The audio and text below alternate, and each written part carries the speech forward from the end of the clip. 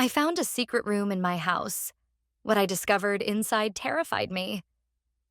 I had lived in my house for 3 years before I found the hidden door. It was a charming old Victorian home, filled with quirks and creaky floorboards. The kind of place where every corner held history. I thought I knew every inch of it. I was wrong. It started with a draft, a cold gust of air in my bedroom that I couldn't explain. I checked the windows, shut tight. The vents, normal. Yet every night that icy breeze crept through the room, giving me goosebumps.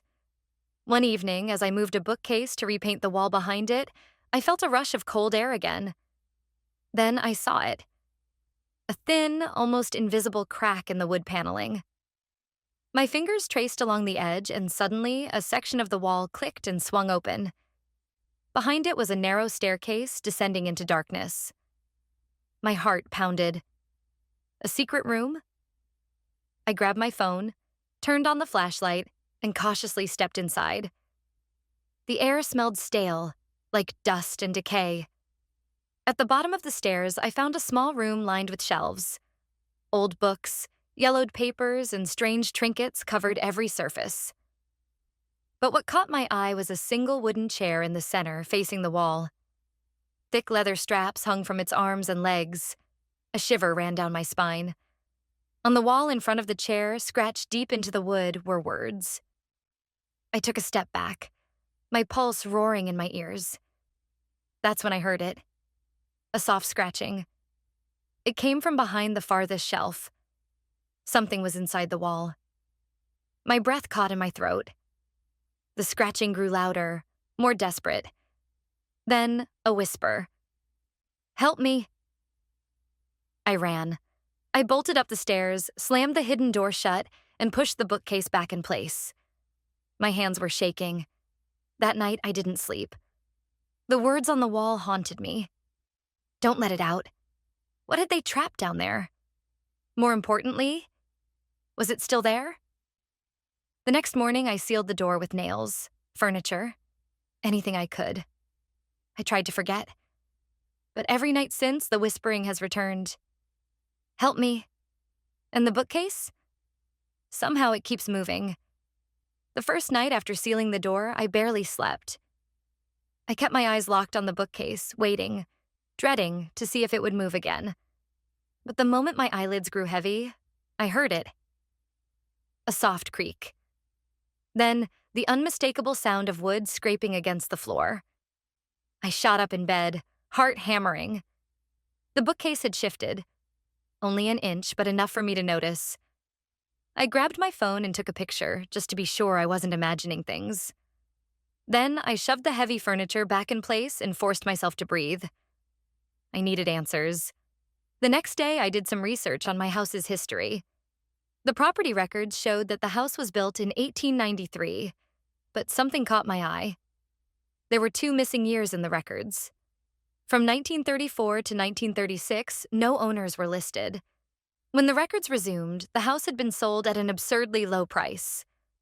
I dug deeper, scouring old newspaper archives, and that's when I found it. A headline from 1935. Local family vanishes, only youngest son found, terrified and mute. The article detailed how an entire family, 2 parents and their teenage daughter, had disappeared from the house, leaving behind their 7-year-old son, Peter.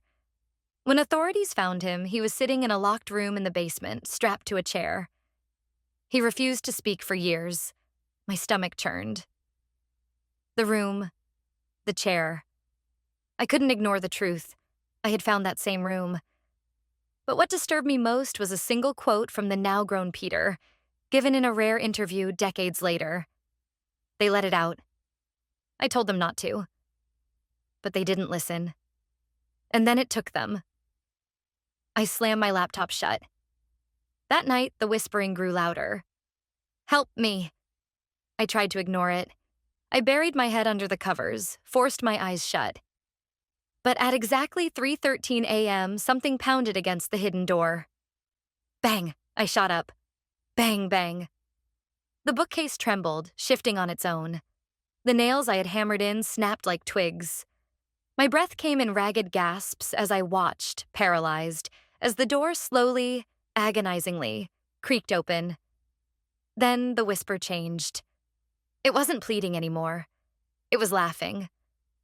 The laughter was wrong, low, rasping, inhuman. It slithered through the dark like a voice that didn't belong in this world. I couldn't move. My body refused to obey as the hidden door swung open wider, revealing nothing but a pitch-black void. My phone's flashlight flickered, then died completely. And then something stepped out. I didn't see it. Not fully, but I felt it. The air turned heavy, pressing against my chest like invisible hands. A shape, shifting and flickering, blacker than the shadows themselves, loomed before me. Its edges curled and pulsed, like it wasn't fully in this world. And the smell. Rotting wood and damp earth, like something long buried had been disturbed. I forced my body to move, scrambling backward until my back hit the far wall. My breath came in shallow gasps. The thing didn't move, but I knew it was watching me. Then, it spoke. Not in words, in memories. A flood of images slammed into my mind. Flashes of people I had never met, screaming, crying, being dragged into the darkness. The missing family, the others before them. I saw hands clawing at the walls, mouths open in silent horror. And in the middle of it all, the chair. That was when I understood. The chair wasn't for keeping someone out. It was for keeping something in. The thing, the presence, had been trapped down there for decades, until I let it out. I stumbled to my feet and did the only thing my instincts screamed at me to do: run. I bolted from the room, down the stairs, out the front door, and into the street, gasping for breath. My house loomed behind me, dark and silent. For a long moment, nothing happened. Then, the upstairs lights flickered on, not one by one, but all at once. The whispering started again, except now it was coming from every window. Help me, help me, help me. A dozen voices overlapping, pleading, mocking. Then in the upstairs window, I saw it. A figure, standing in my bedroom, watching me. But it wasn't human. And it was smiling. I couldn't breathe. That thing in my window, it wasn't just standing there. It was mimicking me. The way I had bolted out of the house, the way my chest heaved in panic. It stood exactly the way I did. Then it tilted its head. The whispering stopped. A silence stretched between us. Long, heavy, unnatural. The kind of silence where the world itself holds its breath. Then the lights in my house went out. I turned and ran. I didn't stop until I reached my car. My hands shook as I fumbled for my keys, barely managing to shove them into the ignition.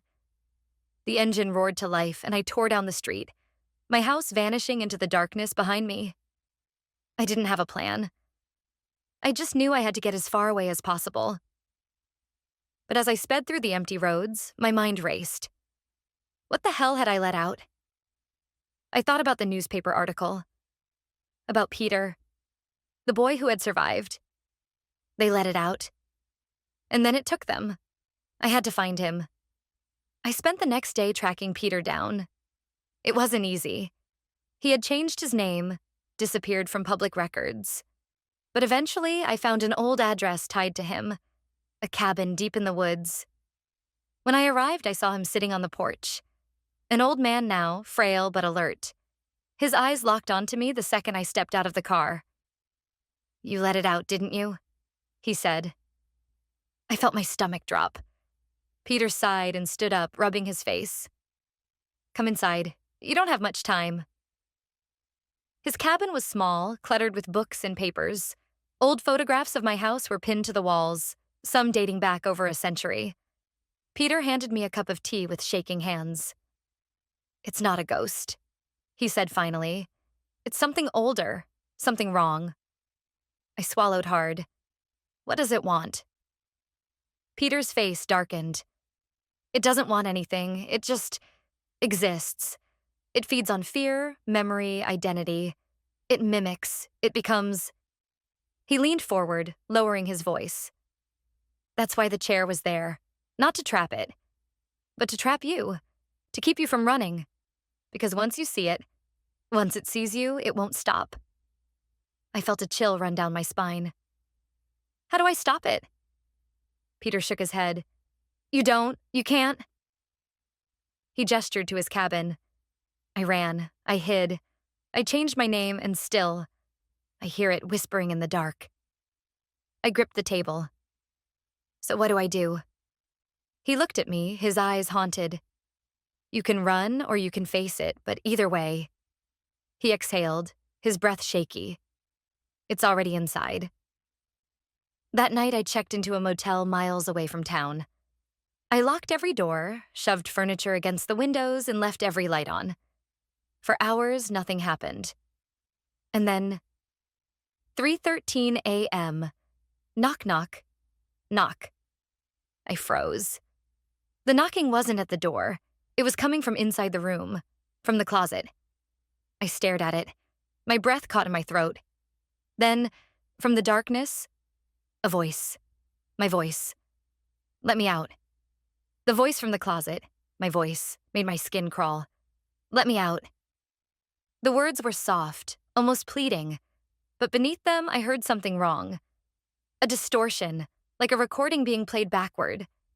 I gripped the motel chair, my knuckles turning white. This wasn't real. It couldn't be real. But then, the doorknob turned. Click. Slowly. Deliberately. I bolted. I grabbed my keys, yanked open the motel door, and ran into the cold night air. The parking lot was empty, silent except for the pounding of my heart. I spun around to look back at the room. The closet door was open, and standing there in the doorway was me. But not me. Its features were almost perfect. A mirror image, but its smile was too wide, too sharp. Its eyes were just a little too hollow. And then it spoke. You can't run forever. I turned and sped away. I didn't stop driving. I didn't have a destination. I just needed to get away. But no matter how far I went, no matter where I stopped, the same thing kept happening. Every night at 3:13 a.m., it found me. Sometimes it knocked at the window. Sometimes it whispered from the bathroom. Sometimes it was already in the room watching me sleep. I was breaking. I barely ate. I barely slept. The reflection in my rearview mirror looked less like me every day. And then, one night, I made a mistake. I checked my phone's photo gallery, desperate to remind myself of what I really looked like. But as I scrolled through my old pictures, I froze. There were new ones, taken inside my house, taken from my bedroom window. And in every single one, standing in the darkened reflection, was it. Smiling. I threw my phone across the car, my body shaking. I couldn't do this anymore. I had to end it.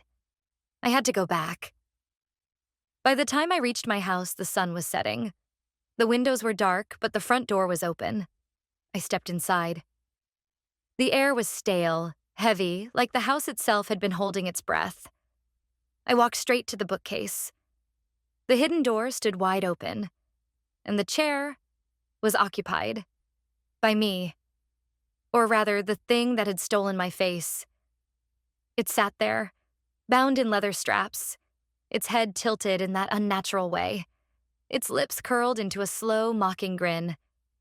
Took you long enough. I swallowed hard. My instincts screamed at me to run, but I couldn't. Not anymore. What do you want? I whispered. It chuckled. My chuckle. You already know. It leaned forward, the leather strap somehow not stopping it. You let me out. A pause. Now, you take my place. I took a step back, and the room collapsed into darkness. When I woke up, I was in the chair. The leather straps bound my wrists, my ankles. My chest heaved as I tried to move. I couldn't. And standing in front of me was me, the copy. The thing that had taken my face.